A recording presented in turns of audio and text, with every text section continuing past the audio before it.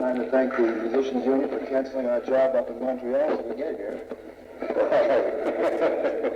We're supposed to be playing up there this week, and they had a little labor dispute up there, and we drove all the way up to Montreal and found that we didn't have a job up there, so talked back and forth to Mr. Schilke and Jack White, and he said, well, down here for a couple of days, this is beautiful. This is really pretty down here. It's a groovy atmosphere for... the first thing I woke up this morning, I heard a bird.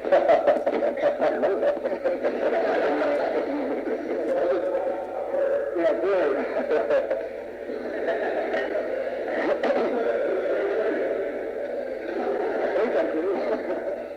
I live right down in the heart of Chicago, downtown, and you don't hear too many of those things. The first thing I did was I wrote down what he was singing. There's no kidding. It's a groovy little thing, huh? It's very different. I'd like to probably tell you a little bit, just very quickly, a little bit about my background, what I've done, and maybe tell you a little bit about the group, and then anytime you got a question in the middle of whatever I'm talking about, don't be afraid to shoot up your hand and interrupt me, you know. First thing I did was I was brought up in Boston, Massachusetts. I went to school there, and I actually didn't start playing trumpet until my second year of high school. I started just about the beginning of the second year. Before that, I played drums for quite a while.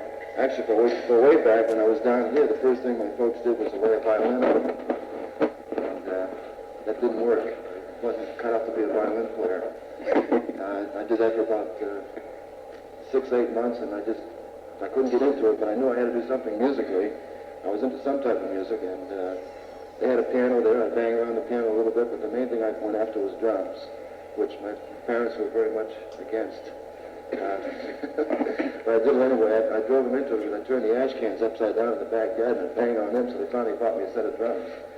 That was a little better than the ash cans. My father was a trumpet player, not professionally. He played a little bit in a kicks band, a little concert band. He played a little bit, but very little. Just wasn't into trumpet, but he had one around the house. So I picked that up and started messing around with that one summer, and that was when I was into high school. Got interested in that and picked it up real fast. I didn't really do any formal training my first couple of years. I kind of taught myself, and it wasn't until I got out of high school and the first teacher that I went to that really started setting me straight was John Colin in Boston. And John is a real good brass teacher. He's got some great theories. Okay. Oh, okay. Can you hear me up back there? Can you hear me up back? Okay. Maybe I'll talk slower. Or maybe you call it a rock and roll band. Kids have asked me sometimes, is a rock and roll band hurt your hearing? Huh? Yeah, John Coffey, as I said, was the first teacher that I had any formal training with. And that was probably about a couple of years with John.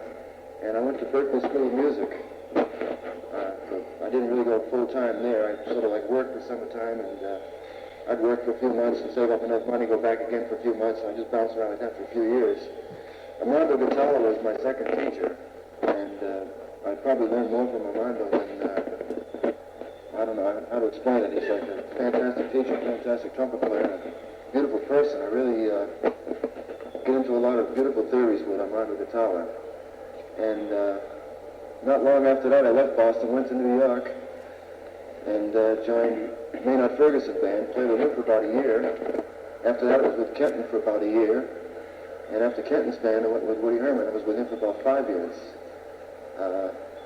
Got a little tired of the road there for a minute and settled down in New York for a little bit and started to get into the studio things a little bit, and then found that wasn't exactly what I wanted to do either. I wasn't playing enough trumpet. Just wasn't playing enough in New York, so I went to Vegas. Lived out there for a couple of years, and after playing the same show 3 times a night, 6 nights a week, about 6 months, and get it memorized and read comic books with the other hand, I got pretty bored with that too, and about that time I got interested in doing something of my own, and that's when I got the idea to put the group together. At first I didn't know what I was going to do, what type of group. I sat down and experimented, wrote several different ways, and wanted to have something completely different. That's how I hit on the 4 trumpets and 4 rhythm type sound. And many people at the time in Vegas that came to see the band said that it won't work because it's not commercial enough. And I kept saying that's the way I wanted to sound. And it did work, and we had a very successful first album. That first album got us all around the world, really. We've gone across Europe, down through Africa, did a beautiful tour in Japan.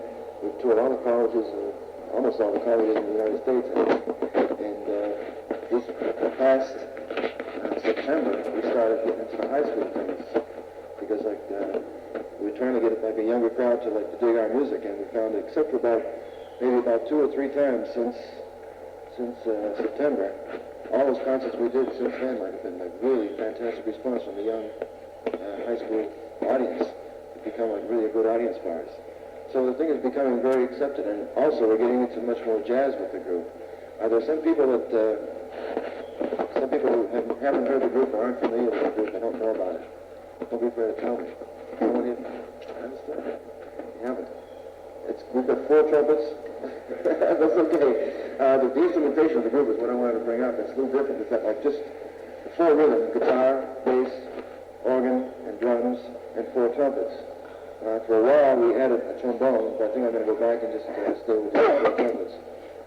We added trombone, and we also added vibes for a while, experimenting with different sounds, but to keep our own original sound, it's going to stay with 4 trumpets. But that's what the group is kind of about. It's kind of into a jazz rock type thing, which the emphasis probably since of rock jazz like it was at first, now it's jazz rock. It's in that direction right now. We're getting away from the vocals, more instrumental, more. In fact, our next album, we started to record our 3rd album just about 3 or 4 weeks ago. We didn't finish it. We're going to try and finish it in the next few weeks. Our 3rd album would be possibly be all instrumental, and a lot of musicians have liked that idea when I told them that it's going to be strictly instrumental and much more focus on the trumpet than the vocals. Any questions so far on what I've been talking about? You hear me okay now? All right.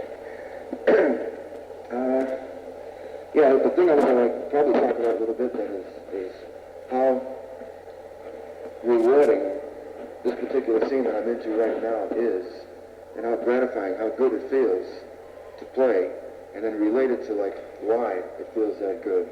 And then we can probably get into back and forth talking, because that's a good point to start with, I think.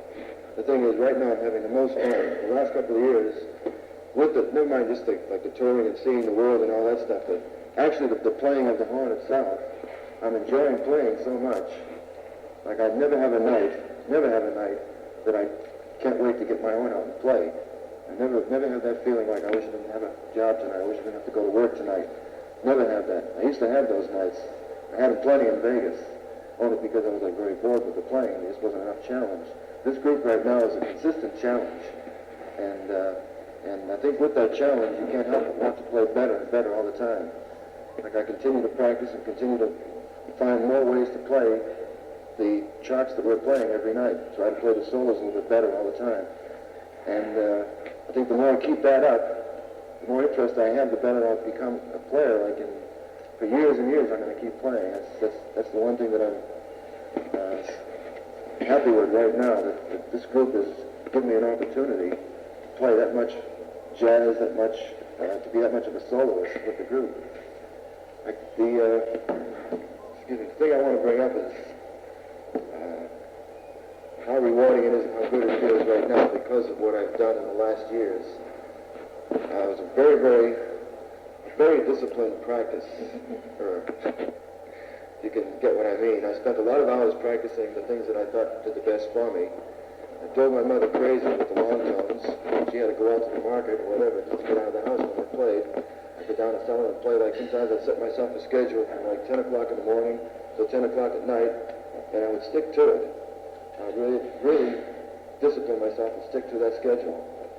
And a lot of days, a lot of hours, all through the summer, so I'd practice that many hours. And now, because of that, I look back and I say, I'm glad I did all that. I'm glad I had the patience, because that is the one thing that makes me want to take my horn out of the case right now and play it all the time. I enjoy playing, I don't get hurt, and each night is like a groovy experience to pick up the horn and play it again. But that's one thing I'd like to talk to you about back and forth, if you would. Want to talk a little bit about range and direction, power and wire and stuff like that. How many brass players we got here? That's one thing that's good. Good. All right. We can talk back and forth.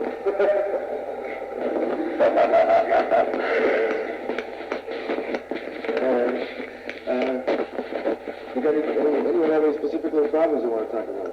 Sure.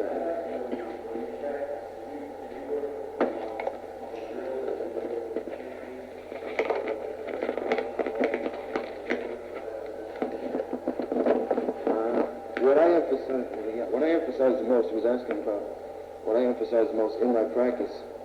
I think I worked towards range and endurance mostly first.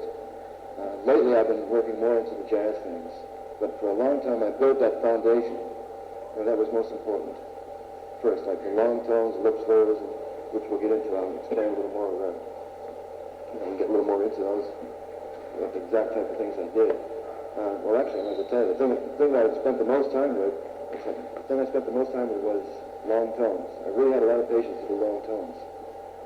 And I think that is probably, there are many exercises that I could do that another brass instrument player in the room, or any wind instrument player, probably wouldn't work. The one thing will work with everybody that plays the wind instruments. Everybody. They do it correctly. With long tones. That is completely basic. That's like taking your first step and walking or whatever, crawling. That's the most important thing. And I'll probably, in the course of the little bit we're talking here, I'll probably say the word long tones about 7,000 times today. I really believe it.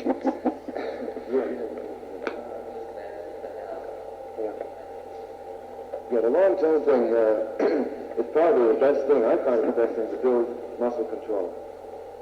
And I think I think the most important thing in brass playing is facial muscles first. Because you can have the greatest air control in the world, but if you don't have the muscles in your face to control that, the only thing you're going to do is start using your left arm and push that arm to your face to keep your lips to work, keep your lips together. So I really put the emphasis on strong muscle control, facial muscle. Not these. I used all these before. I did weightlifting and the whole thing, and I was pretty strong, and I was playing playing a high E ensemble stage band rehearsal, whatever you want to call it, in Berkeley, Boston. And I was trying to hold this E, and I bent the Martin 2B trumpet right in half in my face. That's no kidding. Lead pipe was right up in half. And that's a lot of pressure. But I get off that pressure kick, and I did it really with the long tone thing. I got it very, very... the thing I'm trying to do right now, and my ultimate goal probably, is to play anything I can possibly want to play holding the horn with my fingertips. And right now I try to maintain that attitude. And that's a good thing to talk about too, is like the thing about when I practice long tones, I practice really holding the horn lightly with my fingertips. And when I play a concert, or practice, or warm up, whatever I do, I try to hold the horn that way. The whole approach to the horn that I've tried to develop in the last couple of years is like a fingertip type thing. I want to have the horn out front and have the air going out front and just have the whole feeling out there rather than back in here like that. I never like to work like that with the horn anymore. Yeah. The long tones, not in the low register, no. I'd say medium. I start saying the middle C in the middle of the staff. I use that a lot. And I probably, I don't go over a G above the staff. And then I'll use a couple of the low notes too, but mostly right in the middle, where it's just a natural horn. The main thing is to pick up the horn naturally and play it without screwing it into your face and working with it. So you pick it up naturally. The first thing that comes out is like a middle register sound. So that's where you want to work. And I can get my muscles as tired as I want by just using one note, really. You don't really need the others, but you're not using it for any other reason except the long tones. I use it for that one reason, just to build the muscles. And when I'm really cramped, and after I've done a half an hour or so of long tones like that, I can't even talk. That's like everything's just like that, So I give myself a good workout that way. Someone else, yeah.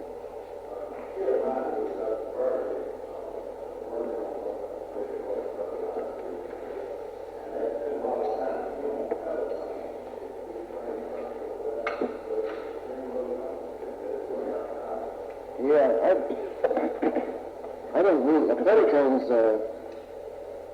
as a religious practice, with the one goal in mind to have like a double high C, I don't agree with that. I don't think that peditones like are very good for control. You should practice peditones, you should practice circular breathing, practice everything, only to maintain a better control of the horn.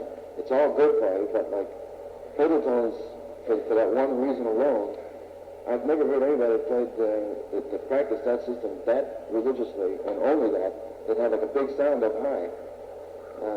I've heard, go to school and whistle out notes, but not that full sound. I don't really agree with that complete peditone system. That's my own thinking. I mean, maybe some people can argue it, but it hasn't been proven to me that is like that good a thing to do. Peditones are good for you, definitely. But the rest of the horn is better to work in, I think. Because you want to hear a sound, you want to have your ears develop into a sound all the time.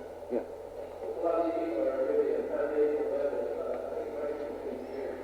But and we probably will be one, that's probably around most people are, you can see from psychology. What technique The first thing with the Tala was he wanted me to get my chops in tighter. I was a little bit too open when I played. And he felt like the way to have control of all the muscles is to have both lips in together. And I think that I was probably playing a little bit low on my top lip at the time, and he corrected that. And I think the main thing was he wanted both lips in together. He plays very, very, with a very tight embouchure himself. And I think that's what he gets across to the students. The more lip you have in the mouthpiece, the more control you have. Yeah.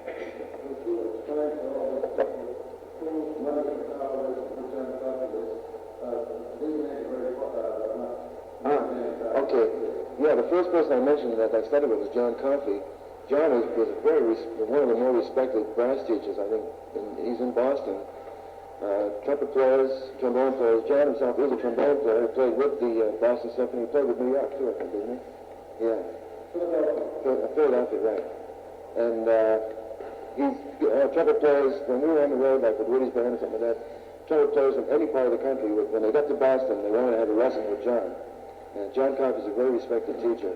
Armando Guitarra is the principal trumpet player now with Boston Symphony Orchestra, right? Still, right? Still. At the time he was the second trumpet player, and I was studying with him. Since then he's moved up to be principal trumpet player. Armando Guitarra is a fantastic trumpet soloist. And as far as his approach to trumpet, it's a little bit what I'm talking about. He loves the trumpet. He absolutely loves his instrument. And he is one of those people that wants to play it, wants to pick it up and play it, and he doesn't like to work with it that way. He likes to have the whole thing be an extension of what he wants to say with his trumpet. It's an out-front attitude also. Does that explain both those people enough? No. That was it. Would you explain to us why some of the great musicians are really measured and making lots of money, like Lew Soloff, yourself? I mean, if such great musicians, why don't all these songs come from John Coffey or Schilke or Louis Davis and Lew Soloff? Put everything together. I mean, he's made it. Why do you do it? I can tell you why I do it. Let me cite an example of something that we were just talking about a little bit ago. You can get new, fresh ideas. You might think you've got yourself together, but there may be one thing that you don't have together that you didn't notice. And someone that's not proficient as a teacher might spot that one thing and help you just that little bit more. I think I've got all the sound that I want when I play up high, and I've got this control and that control. I can do this and that, but like I might play like one scale in front of even you. And don't be looking at that way, Charlie. I might play a scale in front of you, which I've never taken a lesson from. I might play a scale in front of you and you say, hey, third finger's coming up too slow and it's hurting that particular note. Or you might say anything. You might catch something like that because you're doing it all these years. And you catch all these little faults. But I think it's just like, I think it's important to go talk to other trumpet players. And even you mentioned Lew Soloff, like at the time we were recording our second album up in San Francisco, Blood, Sweat, and Tears was recording, I think, their fourth album in the other studio right next to us. So we were always around the studio back and forth, and we would play little things for each other. We'd get in the room and Lew would probably play something and say, what do you think of that? And I'd say something to him, and when I'd be playing something, I'd say, what do you think? And we talk back and forth like that. So you get fresh ideas, and you get little pointers that people notice that you don't notice. You don't notice your own bad habits sometimes. You fall into bad habits, and someone like that can correct them. I think that's why guys go for people like that. Why would Lew Soloff want to run Chicago? He respects him for that one reason, that he will find something that Lew himself may not be noticing. I'd like to have the time to take on lessons from a lot of people, and I just don't seem to do it. I haven't done that in a long time, but I did. I went to Rekovitz, who was with the Chicago Symphony, and I wanted him to find something wrong. I said, just let me play something for you, and find something and help me, And he says, no, you're fine. I said, no, come on, man, don't be polite. I'll find something. So you got to keep doing that. I think it keeps you keeps you looking to make yourself a little bit better. Yes, how much time do I spend practicing and playing every day now? Good question. When we're doing concerts every night and traveling every day, I don't practice at all except for about 15 minutes before we play a concert. And I certainly do enough playing in the course of a concert to maintain maintain strong chops, and in fact, keep improving my chops by playing every night. The only practicing I might do, like I said, is 15 or 20 minutes before. When I have the time, if we're off, and we have the time, like if we're in town for a couple of days and we're not traveling, I do spend some time in the afternoon, usually only doing some long tones.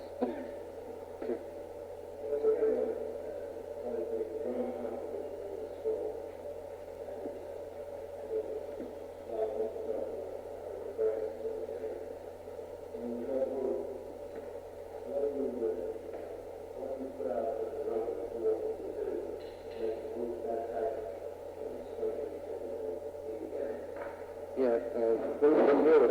Didn't hear Sam's question over here. He asked me what I expect out of a drummer in our group. The most important thing out of a drummer in our group is endurance, physical stamina. It's a loud, strong group. Whether acoustically or electrically, it's strong. The basic thing of having the four trumpets in the first place is pretty loud and pretty strong. It's a strong ensemble type group. So the drummer has to have endurance to make that thing sound that strong all night. Of course, of a concert, he'll lose a few pounds every night, I tell you that. Okay, but then now the time thing, with a group like ours, well, really, when you get down to it, with any group, time is first. With a drummer, that's the first thing we look for, is where his time is at. Time is, if you don't have the time thing, then you don't have it, you shouldn't stick with drums. I mean, the time thing is absolutely important. Time can be developed. I'm sure not being a drummer, I'm not ready to get in and talk about all that. I've never read yearbooks on drums or anything like that, but I know that you've got to have time first. That's the first thing we look for. If a drummer's time varies, then it hangs up the trumpet players, the rest of the band, and then that hangs up our chops. So it's very related. When a drummer does something wrong, it really affects the trumpet players playing, affects any musician, but I'm talking about our group right now. We have trumpet players in the group, so we're affected by a drummer being wrong. We've been very fortunate. We've had some real good drummers. We've gone through 3 now. But the thing is, we look for it first. I'll go hear a drummer play with another group before I hire him, and make sure that all those things we're looking for, and time is first. Time is so important, and it can be developed. It's not a thing that has to be in your body and all that stuff. It can be developed. We've seen that happen. Haven't you? Sure.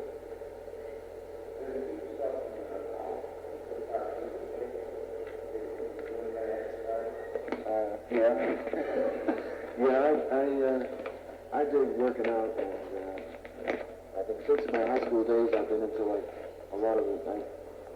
I was on a wrestling team, and I lifted weights, and then I got into boxing after that, and karate after that for several years, and I dig being in that kind of shape. You don't have to be a trumpet player, but it certainly doesn't hurt. I've got a good breathing thing, I've got good strong abdominal muscles, and I'm sure that helps. I don't smoke. And there were a couple of trumpet players on the band, Alan Ware for one, and both stopped smoking for a long time and noticed a completely ridiculous improvement in their playing. They really felt better. They just stopped. And we talked back and forth about trumpet and about breathing and about chops when we're on the road like that. And they've all progressed in that direction. And the one thing they did stop smoking, Teddy started again, but they did notice a difference when they stopped. But exercise is good for them. It's good for brass players. It's good for them. Sure. Talk about what about circle breathing and where it's used and why it should be used or where it shouldn't be used. Okay, circular breathing. You don't need circular breathing in your life to exist. But it's a greedy thing for carcass control. That's the only reason I think that I've ever done it. I better explain circular breathing first. It may sound a little strange to some non-wind instrument players here. Journalists can sit down for a minute and cool it, but the theory, the practice of circular breathing is done like this. We'll take an example. You take a breath and play a long tone, for an example. Okay, you can picture this.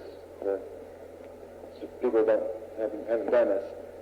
Take a long tone, and as you're starting to run out of air, and the note is about to be finished, you take those last few remaining drops of air, and you put them up into your cheeks, and let your cheeks puff out a little bit.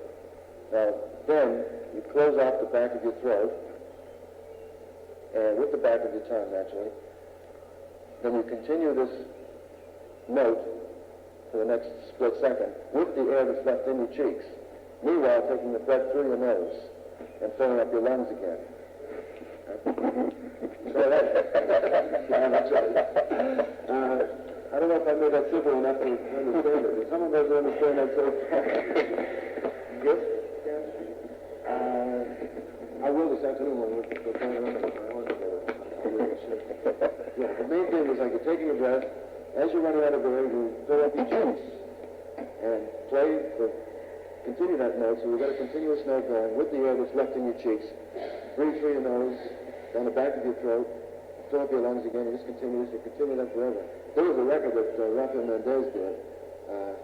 Some trouble players I'm sure familiar with Rafael.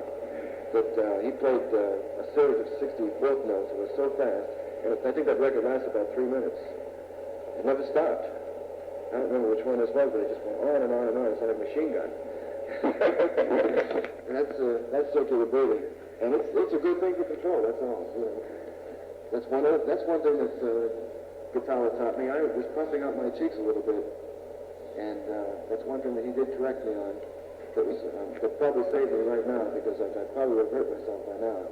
Now he taught me how to control my cheeks so I can play with them either out or in. I've developed the muscles in my cheeks by playing with them out and in. So a matter of flexing those muscles, I can play with them either way. And now I can contain them, keep them in when I want to, push them out when I want to, whatever. But that's one thing he taught me. It's a good control thing too. Sure.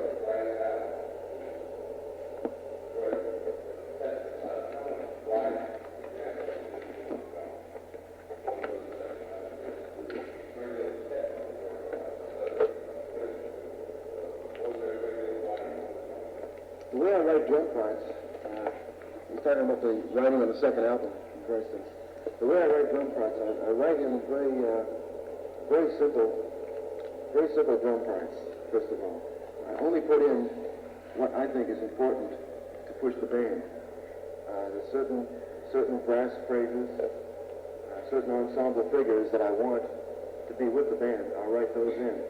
But as far as like when the time is being played, beginning, like the head is being played or something like that, the melody, whatever it is, then I usually like write 8 bars of time, something like that. And then if I have an important figure, I write the important figure in. But when we do a rehearsal, when I explain the feel I want, there are a few little places where you want a definite feel, and you end up writing it. You know, I do write it in like in three-ledger type writing. You know, the bass drum figure, snare drum figure, when I might need the cymbals up here and stuff like that. I will write those at points, though, but not every everything you hear on there. The whole rhythm section we do that with. So the best thing with a rhythm section like ours, we do have the time to rehearse. We're on the road. We got time to talk about it. We tape every night. We listen to it. So our situation is different than you might encounter by going into a studio or something like that, where you've got to run through it once and it's got to be there exactly right the first time. We don't do that. We take the time to talk about it. We change things. And I let the rhythm section eventually take the chart where they want to take it. It's a very free situation where they take it a certain way, as long as they maintain the original feel that I wanted or something like that. That's a different situation with us. We have the time to do that. Yeah.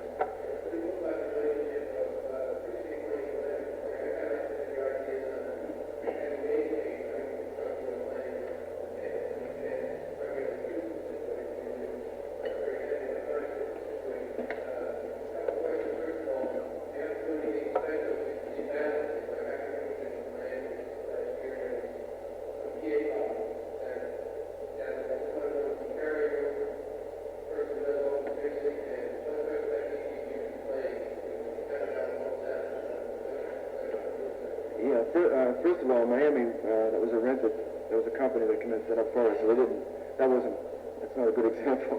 We do carry our own PA.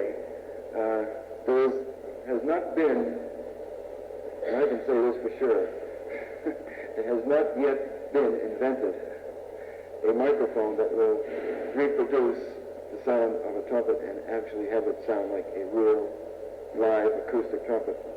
There just isn't. Talked to Roy Allen and Roy Siegel, are probably like the top engineers in the country. And I talked to them about that because I wanted the trumpets to sound like trumpets on the album. They'd come out sounding like radio tubes to me. I mean, it just hasn't been invented. It hasn't been invented. That's for sure. And we've really spent an awful lot of money. We spent a fortune on good microphones and good mixers and good speakers and stuff like that. And we do have our own guy that runs it, that when we can do it, we carry him with us. At the truck and all that stuff to carry our own PA. And we do get a pretty decent balanced sound when we have the time to set up and do our own thing like that. But we've got to put up with one thing. Really, I got to say one thing. I dig the electronic thing. I dig the guts and the feeling behind all that kind of music. I really dig the rock thing and the way it feels when it gets that strong. It's loud, and we have to put up with microphones, and we're listening to ourselves back through speakers.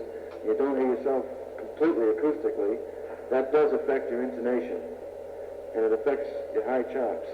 The higher you get, the more difficult it is to center intonation. And when you've got your sound coming through a speaker that's coming out, it's not a true trumpet sound, the speaker won't carry all the overtones and undertones that your actual acoustic sound is producing. You have certain overtones and undertones that help each note. They give you like a body. Now, when you hear it coming through a speaker, that body is missing. So that affects the pitch from note to note when you get up that high. It really does. And the way I really noticed this was the first time we were recording with earphones. Like, we had the rhythm track already recorded, and we had to put the trumpet parts on afterwards, which is the way everyone was recording there. Like all those albums, Chicago's albums, BS&T, all those horn bands, that's the way they have to do it. They have to record that way in the studio. You have to record the rhythm parts first, then you go into the next day with earphones and you play the trumpet parts on top of that, and then they add it on afterwards.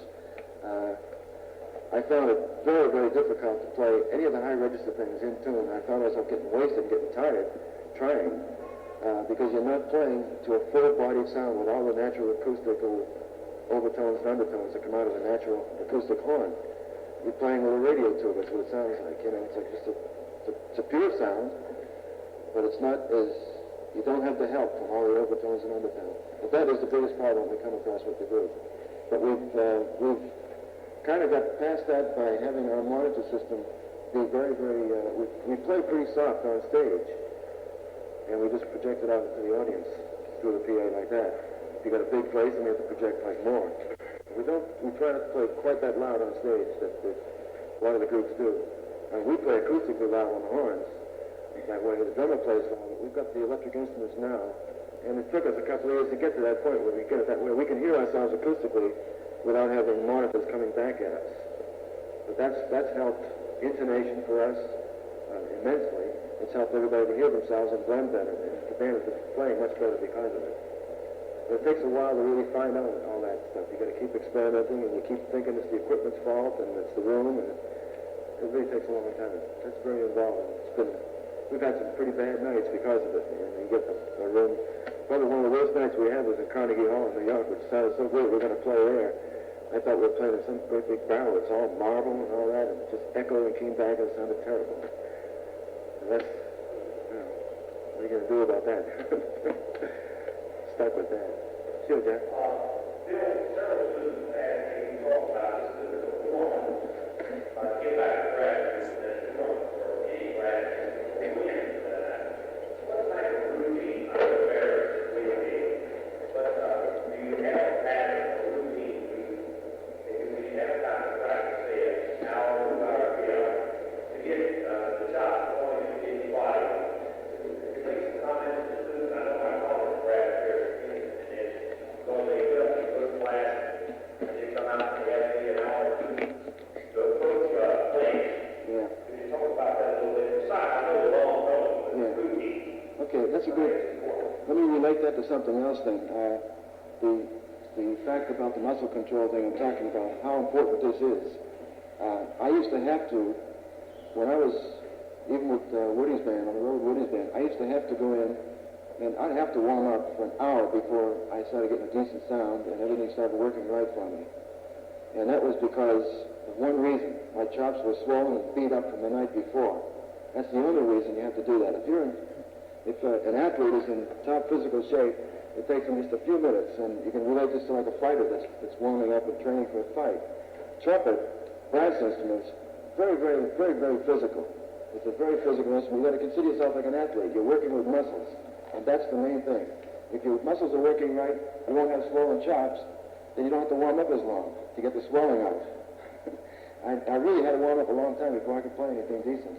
And now there's been many times when we fly in or something like that, a flight's late, there's no warm up, there's no time to practice. Pick up the horn and you got 2 minutes to make sure that the valves are working and play. And the first note that I play, like on a concert, is like I start on a C above the staff, and I play a whole cadenza thing like that, and like all by myself, and I end up playing a double C. And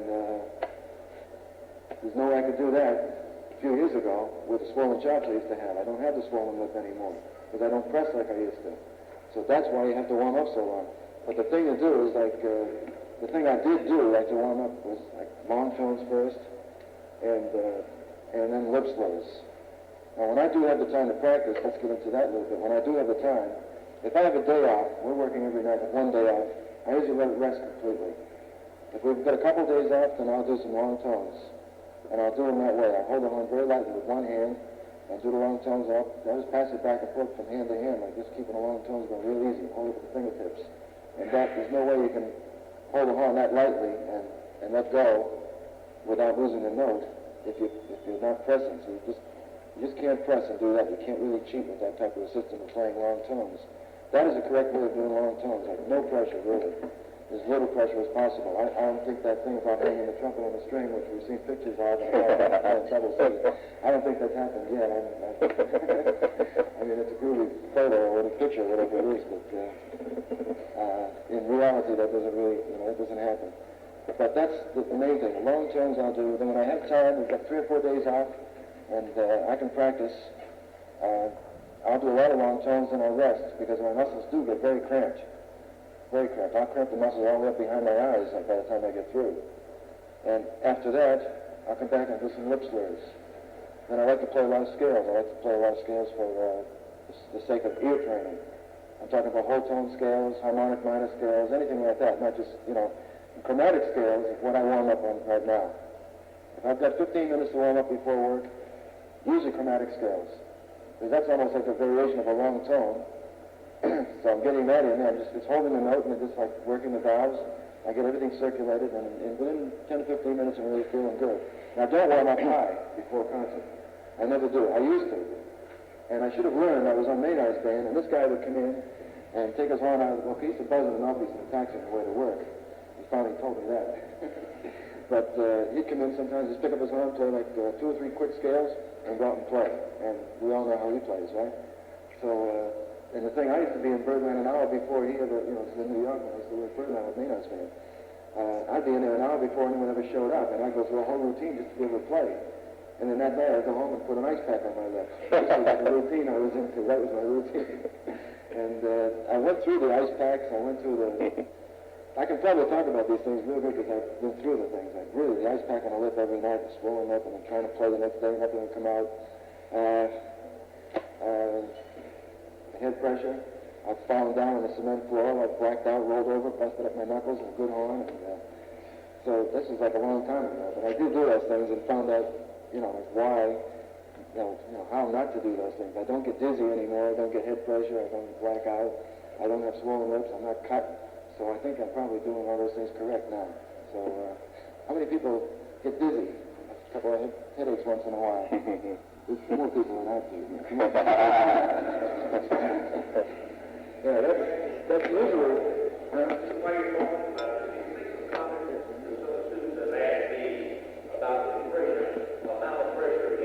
How you get it? Well, see, the thing is, I'm probably exaggerating a little bit. My ultimate goal is to be able to play everything I possibly can holding a 100 fingertips. I still can't, but at least I start off a concert that way. By the end of the night, I'm starting to use a little pressure, I'll tell you that, because we do use up some energy in that particular thing we play. How many people have seen our group here? Anyone seen us anywhere? I've seen you. Have you? Yeah, well, you know that we do work hard. We do play like high and hard, and we do use up some energy, right? So that's, there's no way I can make it through the whole night like using a complete non-pressure thing. But that is definitely I'm striving for that. If I never attain it, at least I won't be getting hurt in the meantime, Sure.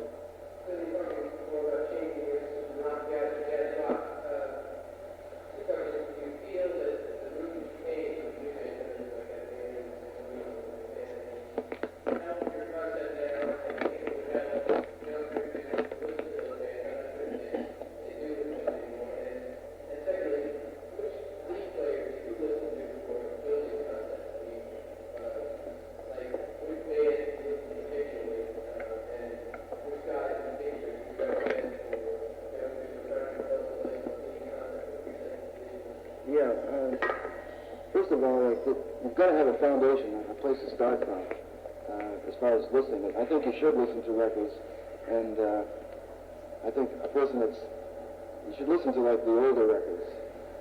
You should listen to like the Woody Herman Band or the Stan Kenton Band, but not just the brand new things. Go back a little bit too, and try to get that type of concept in your mind. An example of this is, if I can make this. The example that I saw in the John Coltrane situation, some people may not be attuned to like John Coltrane here, but let me try to picture that. John Coltrane is a very, very advanced player. But he had played for so many years before he became known as an advanced player, as far as an avant-garde, or whatever you want to call that particular type of playing he was doing. He was basically he was a very basic tenor player. He listened to like real old players like Lester Young and people like that. And his roots stem from there. It's just like building a foundation for a house or something. You start with that basic thing first. And then from there you can get, the first thing is the wildest building is the ground that it lays on. That's flat. That's basic. And from there an architect can take it and go crazy with it.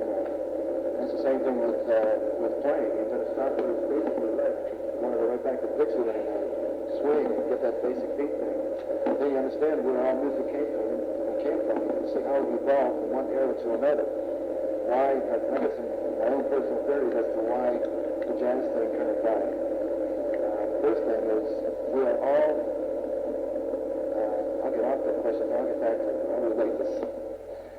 The first thing, we're all built people like that. And his roots stem from there. It's just like building a foundation for a house or something. You start with that basic thing first. And then from there you can get, the first thing is the wildest building is the ground that it lays on. That's flat. That's basic. And from there an architect can take it and go crazy with it. It's the same thing with playing. You've got to start with basically left. You want to go right back to Dixieland and swing and get that basic beat thing. Then you understand where all music came from. You can see how it evolved from one era to another. Why, I've got my own personal theories as to why the jazz thing kind of died. first thing is we are all, I'll get off that question, I'll get back to it. I'll relate this. The first thing, we're all built as an animal or as a human, whatever you want to call it. Want that beat. So the main thing that happened was like they started losing the beat. Started getting like, first of all started with the drummers, man. The drummers stopped using the bass drum, right? They had that big thing sitting in front of them and didn't use it. They used it for other things, but they stopped the beat. Now then all of a sudden people didn't feel it anymore. I mean, non-musicians I'm talking about. So you've got to have like a basic audience of non-musicians. You've got to have like these people because like they come in and buy the drinks at the bar or whatever they do, and they support me so we can buy gasoline to get to the next job and play the next thing. So you've got to have that economic structure that goes behind the music business. You have to have it. So you have to have an audience. If you don't have an audience, then all of a sudden like you don't get a job, so then the band doesn't work, and then you have less musicians working, and that's what happened to the jazz thing. It just sort of like evolved. It lost the beat, and then the rock thing came along, which had a super strong beat, and that took over everyone's bodies again. And then that gave everyone something to feel again. Now, certain people started losing some of the rock beat. They started getting a little bit avant-garde rock, or whatever you want to call it. And so the next thing that came along was like the Latin rock thing. Because there was a Latin era in the middle there too that skipped. I didn't mean to, but now we got like the Latin rock thing. Now the rock bands are all using like congas and stuff like that, and we're even doing it. We're doing the same thing just because that sound is like today. And why is it? Because people are looking for that beat again. They want that pulse. And that's, I really believe that's why that whole thing got lost. And I think if we lose the beat again, that's why I'm keeping, as much as we want to get into like blowing and playing and get freaky in some of our improvising and anything like that, I will maintain a basic rock structure to our group. So, that didn't answer that question, but what was the question? Yeah, let me go back to that because I don't know how to get into that. But the first thing I heard in jazz, I was strictly going the classical direction. My training was first that I was uninvolved in the classical end of the horn. And that was I was playing that type of equipment, playing like big mouthpiece, big horn and all that. And a friend of mine took me to see Stanley.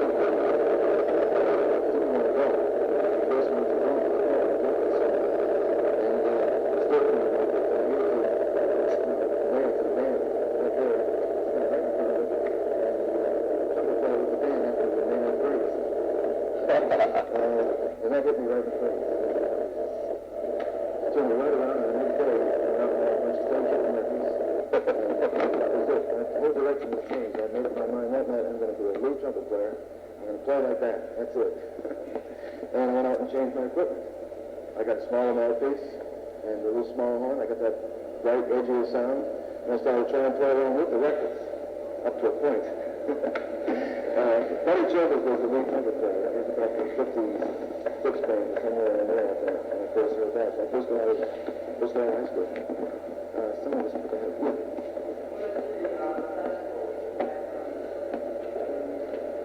I think classical training helped tremendously. It's helped me in my writing, and it's helped me absolutely helped me in my playing. Because the first thing I did when I started practicing was basic trumpet playing. I didn't start by trying to play like jazz licks,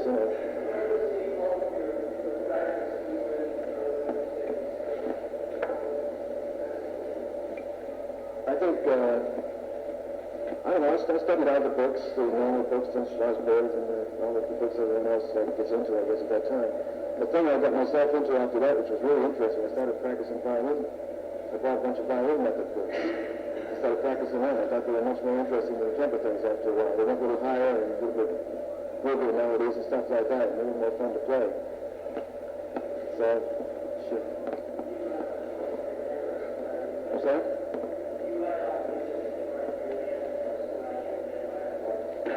No, I do all the writing for a group right now. We've been looking for people to write, but no one has been able to send in.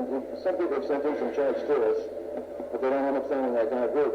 They just sound like someone else's band or something. I have to rewrite them or whatever, so it comes all sounding like our way. I would like to have someone write for the group. We have much more music to play, but I don't have that much time. Right there. Yeah.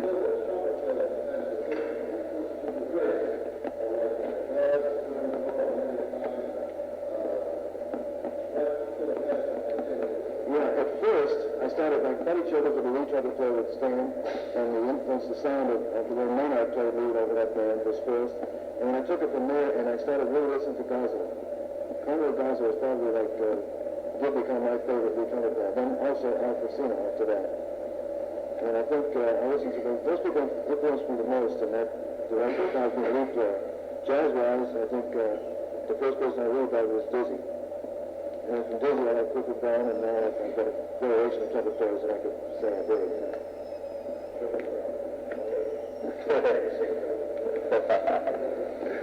Yeah.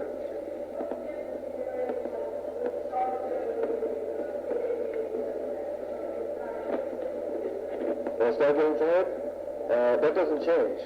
I don't ever lose my ceiling, which is, I can count on a C. I consider that my range. I'm not afraid to write it. I've played higher than that, but I won't write myself anything higher than that. I didn't hear that. I'm sorry, he was asking me what's the difference in my range as I get tired. If I start getting tired, does my range change? You know, and I just said, no, I don't, because I have a consistent ceiling, consistent level that I can count on. And there's no way I can get that tired. I've never had it. I can play like, we play 2-hour shows, something like that. Sometimes we've done 2 of them, and I do get tired, but the notes are still there. It's still can do it. Maybe not, but I sound as pretty as I like it to at that point.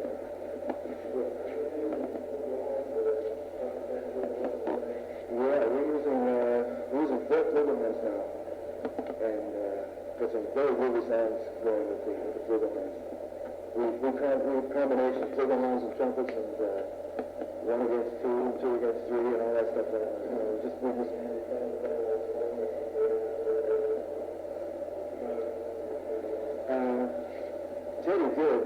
Teddy Piercefield, who was with us and left to start his own group down in Miami, did. I didn't write anything like that because I knew that he wanted to start his own group eventually, so couldn't count on that. Yeah, John. How does the kids that graduated music school as well from there? The other one I went to the big city to get that Nick the coach taking over lead chairs. What advice can you give the kids that want to make it big conferences like New York City, Hollywood? All these kids are presidents. They all want to go in.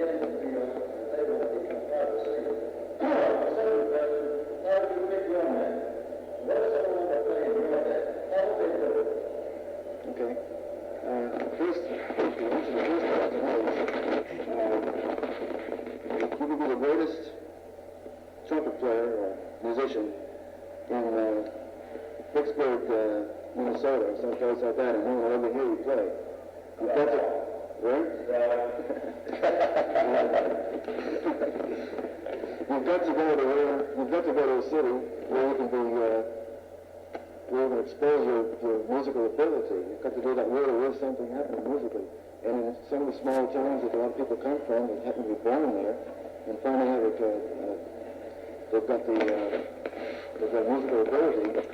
You're never going to succeed in that town.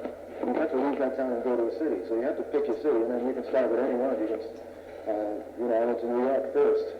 Like Boston was fun. I was playing a lot in Boston, but I wanted to get out of New York and go further than Boston. Boston's not a good example. But the problem is not from smaller towns. You've got to leave that small town eventually. You've got to, and go to a city. So you pick one. If you don't like that, you go to another one. You've got to do that. That's important. So you can make up your mind in front that you're not going to spend your whole life in the same little town you grew up in if you're going to pursue a musical career. And the second thing is how I find people like that. If someone wanted to play with the band, and they would, there's been a couple of players that come up to me and say, if you need a trumpet player, give me a chance to try. Because I really feel that I could do it. So I'll take their name and I'll write it down and I'll make a little note next to what they've said. And then I'll wait to hear, like, from someone around. A same example of that is in Wichita. I heard about a trumpet player, and went to see. That's what we do, really. It's word of mouth and recommendations and stuff like that. It's how you really find the musicians. That's how Woody finds all the musicians, like the guys that might have played in a stage band together, side by side, and one guy might have moved to Chicago or to a city. There's a lot of music happening. And then I got on the road with Woody Herman's band. I remember as a friend we went to school with, who was a good player, who's still living in Philadelphia someplace, you know. Then I was recommended because they went to school together. They played together. They knew how each other played. It's all word of mouth and recommendation. I also to do it. But that little club, we go to clubs a lot after we get to a concert, whenever we can do it. Any group. If a group playing at the same time we are, whatever kind of group it is, live group, we'll go there. We stay there with a couple of drinks and hang out with them, something like that, listen to them. Someone really stands out, is a good player. We like the name band, and remember, talking to each other. Well, maybe we're not doing that, like Phil Graham, who happens to be Woody Herman's road manager, calls me once in a while, and I found him on the road someplace and say, like, we're looking for a third trumpet player. Do you know somebody I could, you know? So I remember, I look at my list and say, yeah, there's a guy I heard in Kansas that played pretty good. Try that. And that's how the whole thing goes, like that. And that's how I got my first job with Maynard Ferguson's band. I was playing in the Kicks band in Boston. Maynard's band was playing in town. And he came down to hear the band and remembered how I played and called me like several weeks later. Needed a trumpet player. Time for one more question I'd like to ask. Before you choose the rock movement, I mean, which direction are we moving? Backward, jazz, the rock movement at this time? And your which direction are you moving? And maybe which way you think? Well, I know where we're going. We're definitely going to more definite jazz direction. But we're adding the jazz to the rock, not taking the rock away, you know, and going back to say, jazz. We're adding much more jazz, much more improvising, much more freedom to the rock thing, on top of the rock thing. I think the whole country, we get a chance to see this because we do travel the whole country. And the whole country, radio-wise and audience-wise, is accepting the jazz thing so much more than they did even 2 years ago. It's unbelievable. And I'm going back to that really young audiences too. We are doing, right now we're doing concerts with no vocals. And we're doing much more jazz, and we're getting 1,000 times more response out of an audience. And I've got tapes to prove it that we take every night for the last 2.5 years. And I've got tapes to prove it. The audience response, we get like much better response after every song. And we're getting away with much more jazz. We're becoming much more attuned to jazz. I think it was definitely moving that way. And I think we've talked to a few other groups that travel that much. They're finding that out too. People are definitely accepting it more. It's a very healthy state right now. Very healthy. The music is very healthy. There's a lot of room right now for people to come up and create something, I think. The country's looking for something to create. There's a lot of it. I think that was influential. Slightly. Yeah, I'd say it was influential. I think groups like Weather Report, I think John McLaughlin's group and Mark Dishman Orchestra is extremely influential right now in direction. And I think Weather Report might be going a little bit past the people. They're just a little bit too free. And they might lose people a little bit. They're just getting a little bit, but that's where they're going. So that's where they want to go. Same with us, we're going to lose some of the people that wanted to hear us. We still don't get along, you know, we do that, but we still got that's the only vocal we do, bass players sing that's for sure. But other than that, like, we do a whole night before that, and people really do the band without the vocals.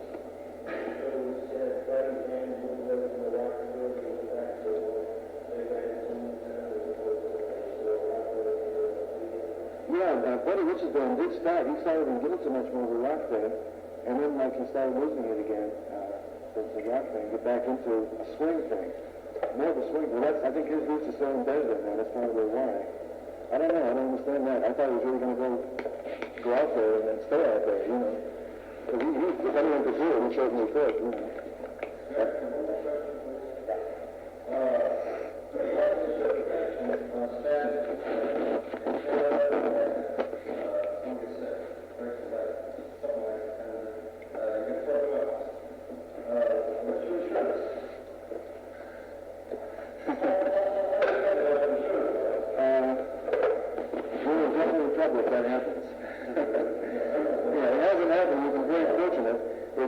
someone in that group should get sick and we're in the middle of another country or something like that, we had to play without a couple of times with one of the trumpet players that did happen to. We actually can play without someone. We could play without, we've had to do it, like there's been a couple of times when the other player was late, our bass player was late, or something like that could have happened. It hasn't happened yet. We've been fortunate. The group is very together.